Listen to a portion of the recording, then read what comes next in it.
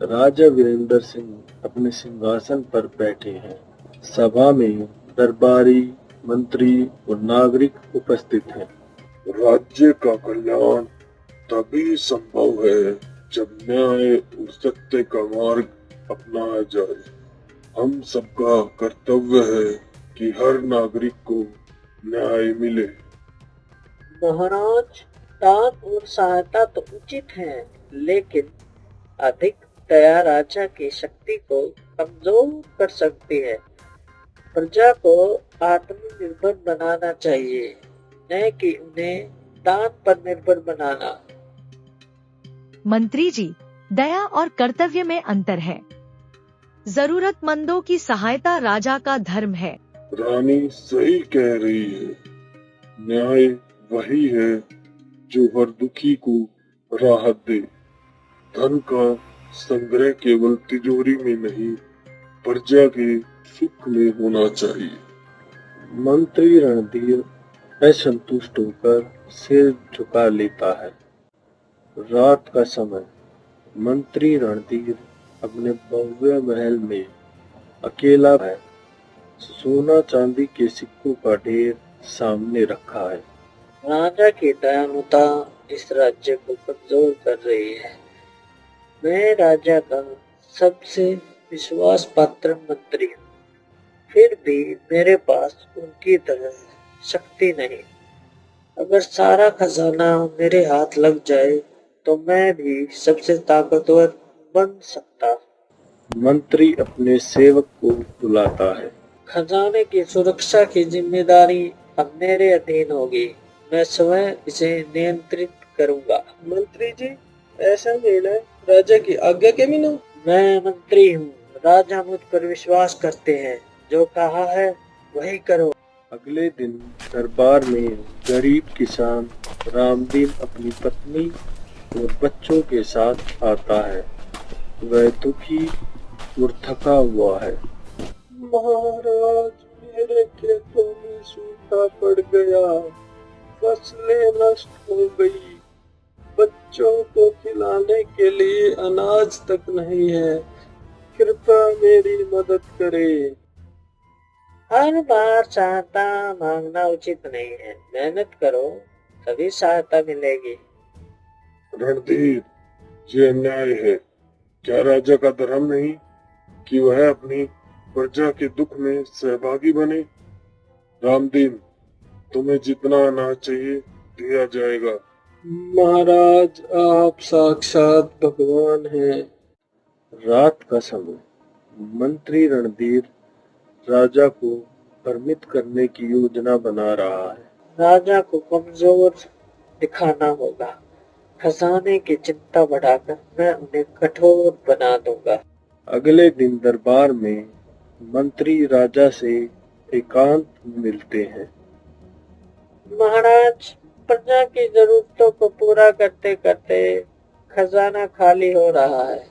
हमें अब कठोर निर्णय लेने होंगे। लेकिन मंत्री, क्या प्रजा का सुख ही राजा का असली खजाना नहीं? महाराज, क्या हम अगर दूर के पर्वतों में छिपा एक रहस्यमय खजाना हो जो राज्य को समृद्ध बना सकता है, किंतु उसे पाने के लिए शक्ति और कठोरता का मार्ग अपनाना होगा। रहस्यमय खजाना, क्या यह सच है? मुझे सोचना होगा। मंत्री मन ही मन मुस्कुराता है। राजमहल के द्वार पर एक वृद्ध साधु आते हैं। महाराज, मैं आपको सावधान करने आया हूँ। महात्मा, कृपया स्पष्ट कीजिए। आपके दरबार में छल और लालच की छाया मंडरा रही है। याद रखें, सच्चा खजाना शक्ति में नहीं, सेवा में है। महात्मा, ये सब कथाएं हैं। समय आने पर सत्य स्पष्ट हो जाएगा। चेतावनी दी, अब निर्णय आपका। रात का समय। राजमहल के गुप्त खजाने का कक्ष। चारों ओर स्वर्ण मुद्राएं, मणियों के रत्न और बहुमूल्य धातुओं के ढेर लगे हुए हैं। अंधेरे में मंत्री रणधीर दबे पांव खजाने में प्रवेश करता है। एक लालटेन की हल्की रोशनी में उसका चेहरा स्पष्ट दिख रहा है।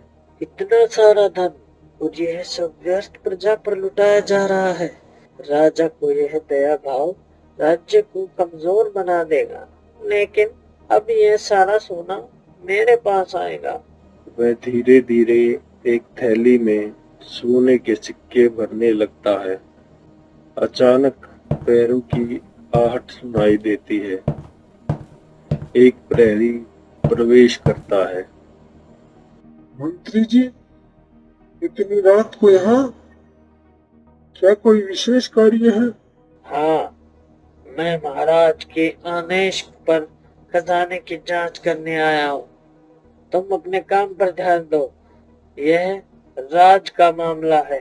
जी मंत्री जी, लेकिन इतनी रात को?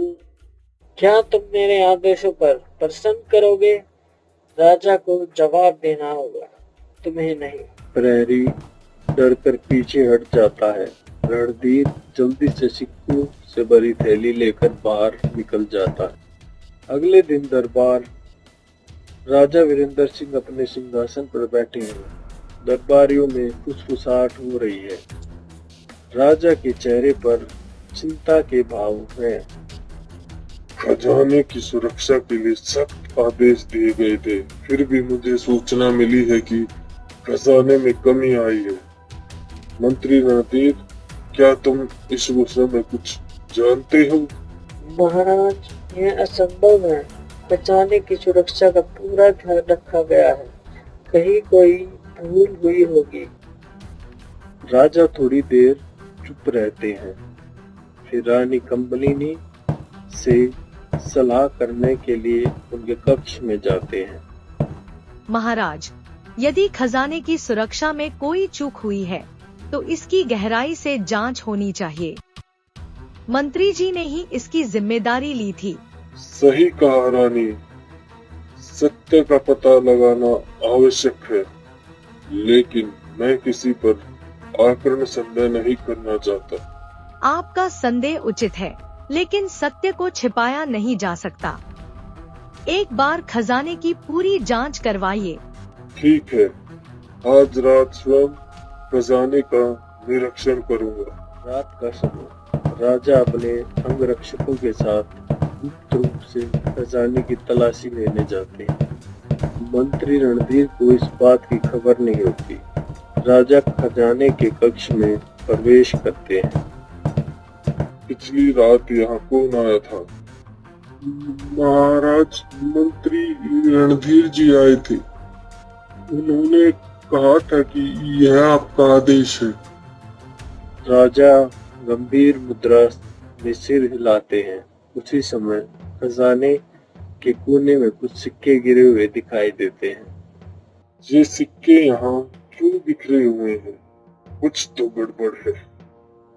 अगले दिन दरबार में मंत्री रणधीर को बुलाया जाता है। रणधीर, क्या तुमने कल रात को खजाने का निरीक्षण किया था? जी महाराज, मैंने केवल सुरक्षा का जायजा लिया था। तो गिरा हुआ धन कैसा और खजाने में कमी क्यों आई है? महाराज, मैं सच बोलो रणधीर, क्या तुमने राज्य के खजाने से धन चुराया है? रणधीर चुप हो जाता है, पसीना पोंछते हुए सिर झुका लेता है। महाराज, मैंने यह देवन केवल अपनी सुरक्षा के लिए लिया था। मेरा इरादा गलत नहीं था। सुरक्षा या लालच? तुमने मेरे विश्वास का घोर अपमान किया है। मैं तुम्हें मंत्री पद से हटा रहा हूँ और तुम्हें कारागार में डालने का आदेश देता हूँ। रणधीर को सैनिक पकड़कर ले जाते हैं। दरबार में सन्नाटा छा जाता है। राजा वीरेंद्र सिंह दरबार में घोषणा करते हैं। उनके चेहरे पर संयम और करुणा का भाव है। रानी कमलिनी और राजकुमार आरव उनके साथ खड़े हैं। प्रजाजनों, आज एक कड़वा सत्य सामने आया है। लालच ने एक विश्वास पात्र को भ्रष्ट कर दिया है। लेकिन यह घटना हमें सीख देती है कि धन का वास्तविक उपयोग प्रजा के हित में होना चाहिए। महाराज, अब राज्य की धन को कैसे किया जाएगा? आज से यह राज्य सेवा और न्याय के सिद्धांतों पर चलेगा। हम निर्धनों के लिए एक सहायता कोष बनाएंगे, किसानों को ऋण दिया जाएगा और शिक्षा व चिकित्सा पर विशेष ध्यान दिया जाएगा। सभा में तालियां गूंजती हैं।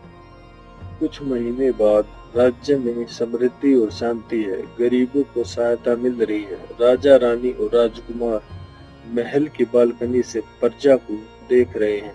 साधु महाराज फिर से राजमहल आते हैं।